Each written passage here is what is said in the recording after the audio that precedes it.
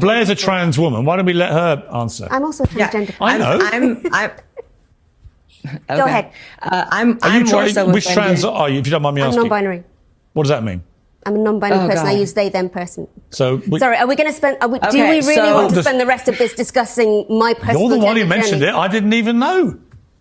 Well, now you know. Okay, so now I know. I'm just asking you what that means. Like, do you really want to discuss this? You raised the subject of yourself being trans. I'm simply asking Can I finish my point? No, wait it's one always second. a non-binary Wait 1 second. person It's actually really over interesting. A transsexual. It's really interesting to me. You raised it, not me. I didn't even know. So now you've raised it. What does that actually mean? What do you mean you're non-binary? Are you really, really just going to... Can you explain it? Are you going to cut Blair off now? I'm just asking you to explain it. I'll come back to Blair in a moment. Well, you were the one that cut me off, sis. But I will say that... Hang on 1 second, Blair. Sorry, Blair, wait 1 second. I just want to ask, what do you mean by non-binary? When I say I'm non-binary, I'm expressing my identity in a way that I have a right to do. I'm sorry? What's your sexuality? My sexuality. Yes. This doesn't have to have anything to do with my sexuality. Actually, the UK government now says that people are male or female. The British Prime Minister says people are male or female. I don't think the UK government should have the final say on how I express myself. Well, they determine the laws of the country. Treated. I'm just curious what you mean by non-binary. What does that mean? I'm curious. Firstly... What are your pronouns? They, them. What does that mean? There's only one of you. What does they, them... actually, they, them has been... The collective they has been used to refer to individual people for centuries and still is. So, if you don't understand basic grammar, that's on you. I don't really understand. You do. I don't understand. I've got to be honest with you. I don't understand the concept of what non-binary means or why you would use a plural pronoun to describe a singular person. That makes sense. To me, this is the problem with the whole woke thing. It's inexplicable. Nobody really knows what it means. I don't know what you mean by non-binary they, them. There's one of you sitting here, and you look to me female. You're a female? Okay. Are you a female? If you don't understand what non-binary means... Are you a female? If you don't understand what non-binary means... I don't. Then I'm not sure you're in a position to lead a debate. So just tell me. Tell me. But if you can't explain it in simple language, then what is it? What's the point? Well, explain what non-binary is. I can tell you exactly what being a transsexual is. It means that my gender identity is something other than man or woman. I'm a non-binary individual. But you accept you're a female? I don't think that I'm here to discuss the contents of my You raised this whole thing. I didn't mention anything about what you were. You did. You said, I'm trans. This has really become uncomfortably personal. Has it? You said it, not me. Oh, God. You ever notice something strange in modern dating? A growing number of women don't just identify with victimhood. They embrace it. It is part of who they are. They identify with it. The minute that Pierce pushed back on this woman, she gets into this victimhood mentality, as if he's accusing her of something, or she's now being abused, or you know, if he don't understand it, then why should she have to explain it? And listen, this whole idea of being a victim is just something that, gentlemen, you have to understand. And that's what we're going to get into today, my friends. Buckle up. This is going to be a little longer lesson, but it's going to be interesting, my friends. Because a lot of women lead with victimhood and they will defend it. And I need you to understand how to push back at this crap. Pierce did a great job. You're the one that brought it up. Why are you getting all defensive? But you can't explain what they, them means. But you identify with it.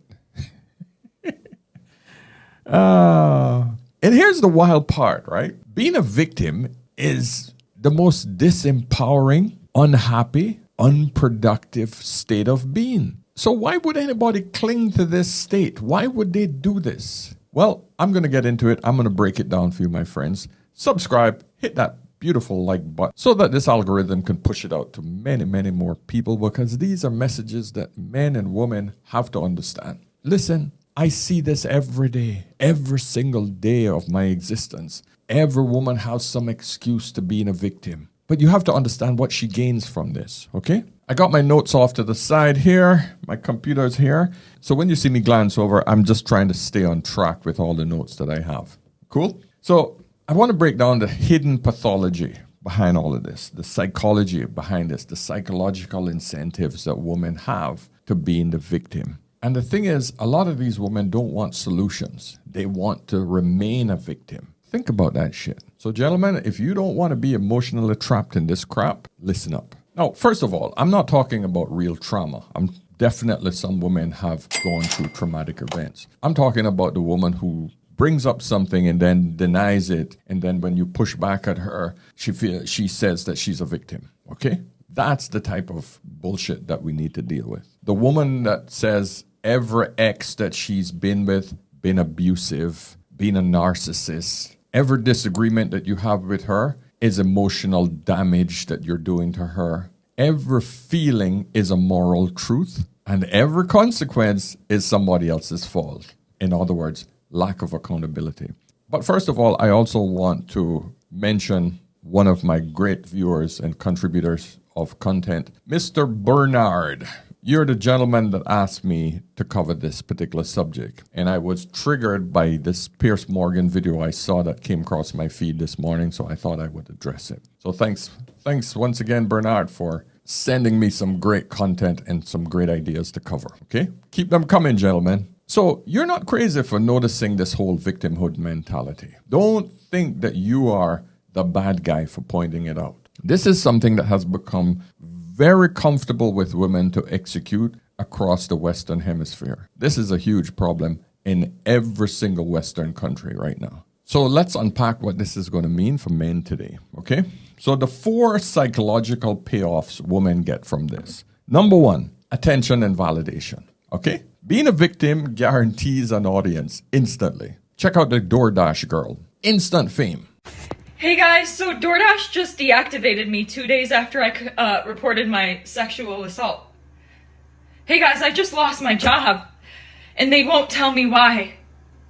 They're supposed to send an email immediately after deactivation providing you the reason why and a link to appeal, and they didn't.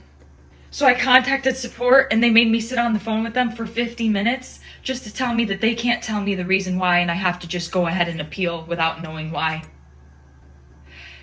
So my chances of getting my account back, they have my money in that account. I was working! I was literally working! And they deactivated me! This is related. They just punished me for posting about my sexual assault while door dashing. They just fired me, and the police are doing nothing. I lost my job, and that was my only way to make money to pay my bills. Or infamous, because it wasn't fame per se. Now she's been convicted of a crime, accusing a man of essay when the man was actually asleep. That's not sexual assault. But being a victim guarantees an audience instantly. There's outrage, confessionals, look what happened to me stories, he hurt me narratives. He hurt me narrative. It's always a man that hurts her. It's never other women that hurt her. You ever seen that? You ever noticed that? It's never any other woman that hurt her. It's only men, apparently, that are capable of hurting women. Because the victimhood story is much stronger if it's that patriarchal male, that toxic male. He's the one that did it to me. The story is a lot stronger. Because of my videos, because they got enough traction because of you guys, the Army Criminal Investigation Agent, the Special Agent, got in contact with me. The feds got in contact with me. I don't know if I'm laughing or crying right now. Guys, they saw the videos and they believed me. Oh, okay. So, like any investigation, this is not a case. But it's something, guys. It's something. Maybe we can do something, because the Army Special Investigator is going to be getting in contact with my local PD. We might be able to do something about this. You got to remember, the predator has to be the villain, and the villain has to be stronger than her. And of course, everybody rushes in. You deserve better, girl. You're so strong. You're a queen. You hear it every freaking day, you know? So this is instant validation for this woman. She gets this massive flood of dopamine. So why wouldn't she do it? And for her, this was zero effort and zero accountability. It cost her nothing. But the reward, massive. So that was attention and validation. Then we have moral power. This is the one most men miss in modern culture. You see, victim equals moral high ground. If a woman feels hurt, she's automatically right. You can't challenge her. You can't disagree. And if you do, you're still the freaking villain. All she has to do is start crying. You see it on every freaking podcast. You push back too much on a woman, she either rage quit, you become the abusive one, or she gets angry, she starts crying, and all of a sudden, you're the villain. So, my friends, notice that her fragility, her being fragile, becomes her superpower. Crying, overwhelmed, I don't feel safe is the new buzzword. These are emotional nukes. They shut down discussion and they put her in a superior moral position. Always remember that, gentlemen. So that's the moral power that she has. So let's look at the identity and story. A lot of modern people, men and women, don't have a solid identity. No strong family code, no faith, no long-term mentors, no stable community. So what fills this gap? A story. Ta-da! And for many women today, that story is simple. I'm always the one who gets hurt. No one treats me right. No one. Poor little me. Men always disappoint. It becomes comforting for these women because it explains everything in life without actually explaining everything. Without her having to face her own patterns, choices, or contradictions, she becomes visible. Now, admitting responsibility means that she would have to rewrite this story. So that's why women never freaking admit, never takes responsibility, because the whole narrative would have to change. The absolute best piece of advice that I ever received to leave my abusive ex-husband for good was in a domestic violence shelter. I remember day one sitting in this room with this beautiful angel face baby of a woman, okay? And I remember she said something to me so profound that stuck with me for a really long time. I remember she asked me something really simple. She was just like, do you love him or do you love the idea of who he could be? And I remember that, like it's such a simple question, right? But I remember being so taken aback and I was like, I actually don't love this man. And even now, retrospectively, I look back, I did not love that man. I didn't, Savannah. I didn't love him. I love the idea of the person that he showed me on day 8 after day 7 of just beating on me and treating me like shit and drinking. I didn't love him. I loved him when he said sorry. I loved him when he told me that he would change, but I didn't love him as who he was. Like, I just didn't love him. He was not a good person. But she has to stay the victim. Understand the psychology behind this, gentleman. So that's the identity and the story. The fourth part, escape from shame and responsibility. Once again, it's all about accountability and responsibility. You know those two common themes that we always tell women that they lack in the red pill space. So this is the deepest layer. Victimhood protects people from shame, and shame is heavier than guilt. Guilt says, I made a mistake. Shame says, I am the mistake. Get it? I am the mistake. Victimhood flips the narrative. It's not me. It's what they did to me. And this is how she escapes shame and responsibility. This protects the ego, but traps the person in emotional childhood. Solutions feel threatening because if there's a way out and she doesn't take it, she becomes the responsible one for the outcome. That's why many don't want help. The story matters more than the solution. Yeah, you know, I should do more notes, man. I think my content get a little bit richer when I do notes. Instead of just speaking off the cuff, you know, because I find that I do, because, you know, usually when I'm editing my videos after I've done it here in the studio, I go back and I'm editing and I'm still going, shit, I should have said this, and this. I should have said that. But I get much more joy out of just being impromptu and off the cuff when I'm doing it. I feel like I'm much more engaged. When I have to read my notes, I feel like, it's not as enjoyable. But you guys let me know. Let me know which one you prefer, or are they equal? So let's talk about the culture and social rewards that this woman receives, okay? So we live in a culture where Attention is currency. Remember that. Money, energy, attention, and time. These are the things that women want. Meet. I was just told that my abusive ex has relationship advice videos that have over 1 million views.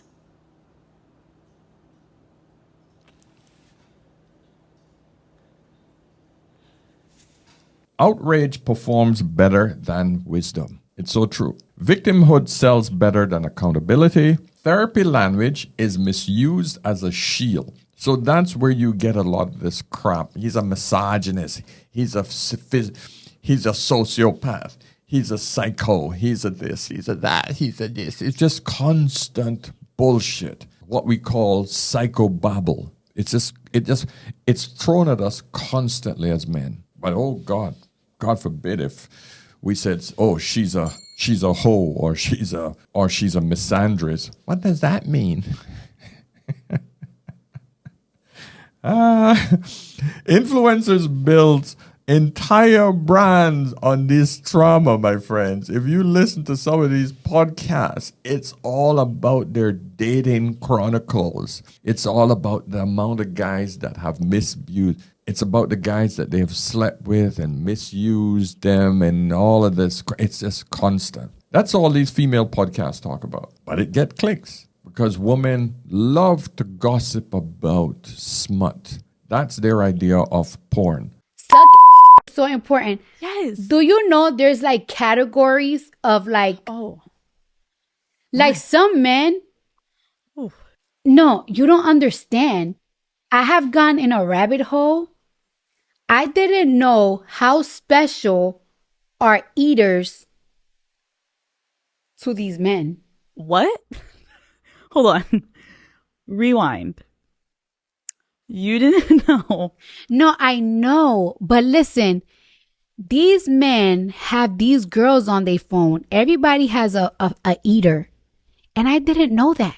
Men, we like to visually see it. Women, they love to talk about it and read about it. And they want to hear the stories.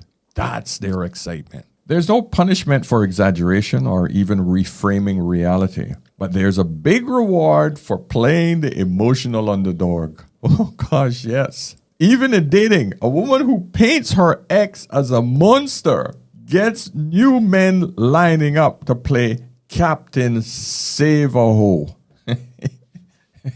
Let's change that to Captain Save Her. Oh, okay.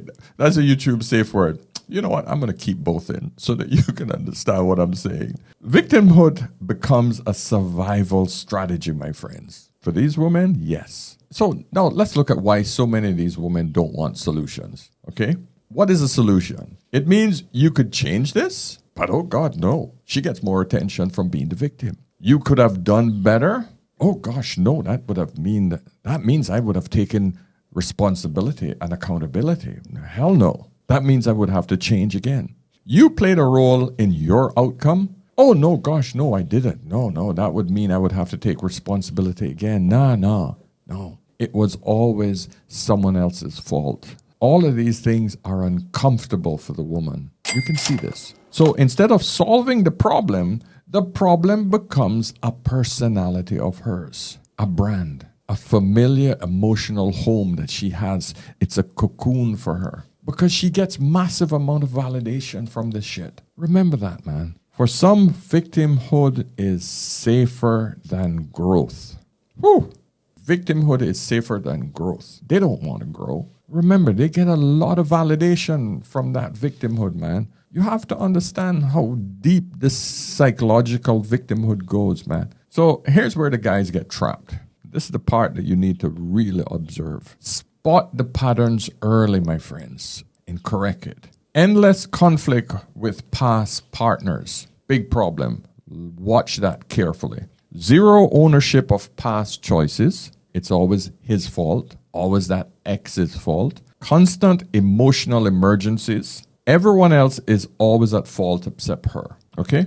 So those are the patterns you got to look for. If her entire life is one of long soap operas, she's not unlucky. She's committed to her role of victimhood. You want a girl that really don't have anything happening in her life. The boring ones, if you can if you can imagine that. What you need is that girl who goes to work, does her thing, keeps her head down, no dramas with people, nothing. That's the kind of woman that you say, hey, you know what? She got her life together. But those with all of the drama, red flag, my friends. Not the issue. Don't become the emotional janitor. Your job isn't to go in there to clean up her shit. She's been in there with the victim diarrhea.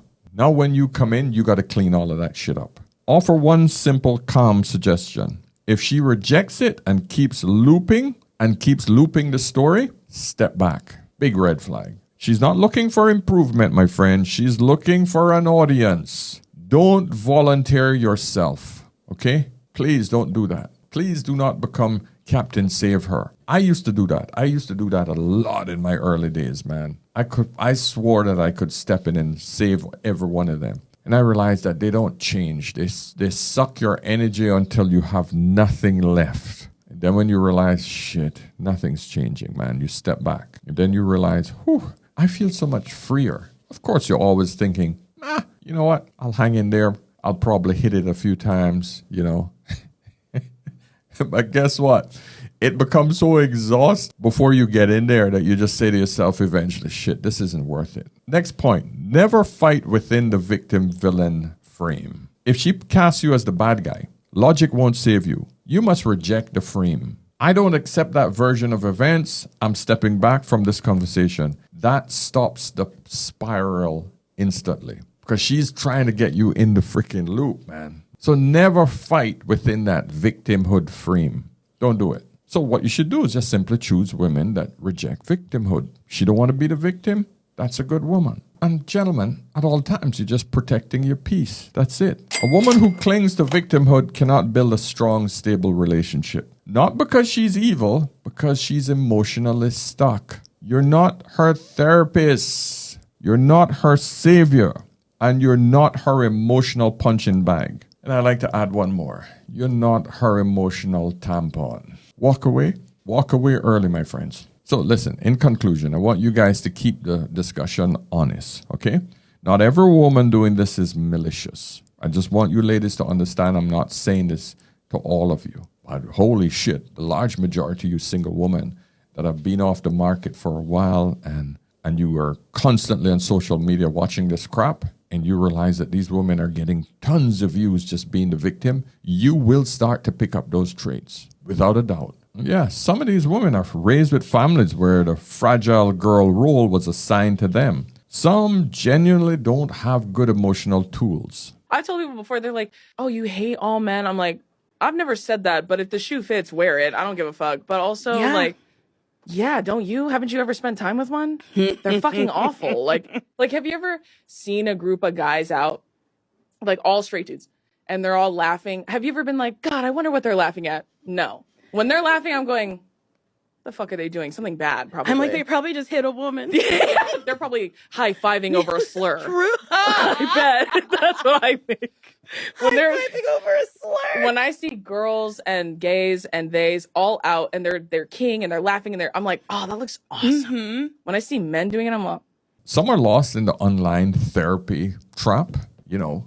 Every single woman out there have these ideas of what kind of emotional triggers they're there and all of these different love languages. And the amount of psychobabble out there is insane that women adapt and adopt, thinking that they're now smarter about themselves. A lot of people don't know, but your love language is your actual toxic trait. I said this before and will say it again because I cannot express how accurate this is. For example, my love language is acts of service. It's been acts of service for my entire life. But you know what I won't do?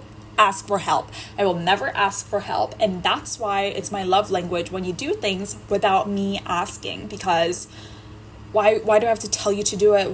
It's just my love language that you do it without me having to tell you to do it. Now let's go over the other languages. We have quality time. My boyfriend's love language is quality time. He loves doing everything, whether it's just running errands or doing something together. But when something goes wrong or he's feeling sad, he shuts down and he isolates himself, and we will not spend time together. However, I do pop into his bubble and try to get him out, so that's good. So because I understand it. They really do. So a lot of these women grow up with weak male boundaries and think this is normal. But still, incentives shape behavior. And the incentives, my friend, are vast, but they're broken. So, last thing I'm going to say. Modern female victimhood, it isn't random. It's a mix of psychology, culture, incentives, and identity. Victimhood gives attention, moral power, emotional protection, and an easy life story. But it also destroys, my friend. It destroys growth, accountability, relationships, and long-term happiness. So ladies, please identify that this is what happens to you. And men, please remember, you cannot fix someone who's committed to staying hurt. You cannot fix someone who gets an incentive of being a victim and refuses to give that up. You can't do that. That person has to want to fix themselves. So recognize the patterns, set your boundaries, and choose women who choose responsibility over drama. That, my friend, is the path to your peace. Simple. Okay? So, my friends, let me know what you think. Of course, give me a thumbs up on this video as you leave. Subscribe if you haven't already. Pick up the Content Creators Toolkit. There's now a 30% off. The link is in the description. Black Friday sale. Please go and support your brother. It is the upgraded AI version. It is awesome. Awesome. I'm really proud of it. I'm actually thinking about making these into individual books, actually. So by all means, my friends, pick it up and go out there and create your own content. Okay? So till tomorrow, my friends, hey, remember, whenever in doubt, always ask an older man. I'll see you soon. Cheers.